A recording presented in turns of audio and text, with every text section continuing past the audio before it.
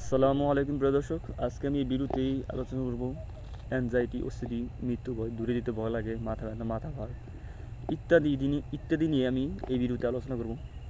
কীভাবে এই রোগ থেকে আপনারা সুস্থ হবেন সেটি নিয়ে আলোচনা করব সংক্ষেপে। তো আমি আজকে দাঁড়িয়ে আছি আমার এলাকার নদীর ধারে, আপনাদেরকে দেখাই ভালো লাগবে। তো এই হচ্ছে আমার এলাকার নদীটি নারায়ণগঞ্জের, রূপগঞ্জের অবস্থিত। এই নদীটির নাম হচ্ছে শীতলক্ষ্যা নদী। তো যাই হোক, আমি আসল কথায় আসি যে অ্যাংজাইটি অনেক আপনারা একবারে ঝামেলা লাগা দেন খুব তাড়াতাড়ি সুস্থর জন্য। আসলে এই রোগ থেকে আপনারা যত তাড়াতাড়ি সুস্থর চেষ্টা করবেন তত তাড়াতাড়ি এই রোগের মধ্যে ফাঁসবেন। আপনারা যত তাড়াতাড়ি যত সুন্দর মতন আপনারা এই রোগটা মেনে নেবেন তত তাড়াতাড়ি আপনি সুস্থ হবেন এই রোগ থেকে। এই রোগের মেইন ট্যাবলেট হচ্ছে এটা।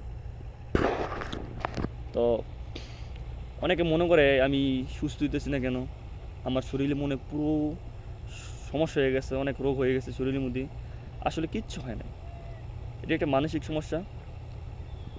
মূলত অনেক বছর, অনেক দিন ধরেই পারিবারিক সমস্যা, কোলাহল, মানসিক চাপ, ডিপ্রেশন, এগুলো থেকে মূলত এই অ্যাংজাইটি সৃষ্টি হয়।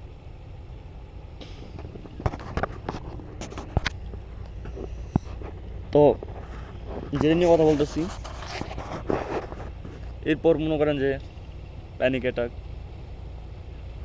বা বিভিন্ন ধরনের সিমটমস যুক্ত হয়, আর এগুলো চলতেই থাকে। তো প্রথম আপনার এই জিনিসটা মেনে নেবেন সুস্থ হওয়ার জন্য, যে আমি মানসিক সমস্যার মধ্যে আছি, আমার চিন্তা হইতেছে। চিন্তার সাথে কোনো সময় ফাইট করবেন না। চিন্তাকে বলবেন না তুই কেল লেগেইতেছস, এরকম কেন করতেছস, হয়তো আমার কোনো সমস্যা হয়ে গেছে, আমি মনে হয় মারা যাবো, এগুলো কোনো কিছু বলবেন না। চিন্তাকে আসতে দেন। চিন্তা শুধু একটা চিন্তা আপনাকে মারতে পারবেন না।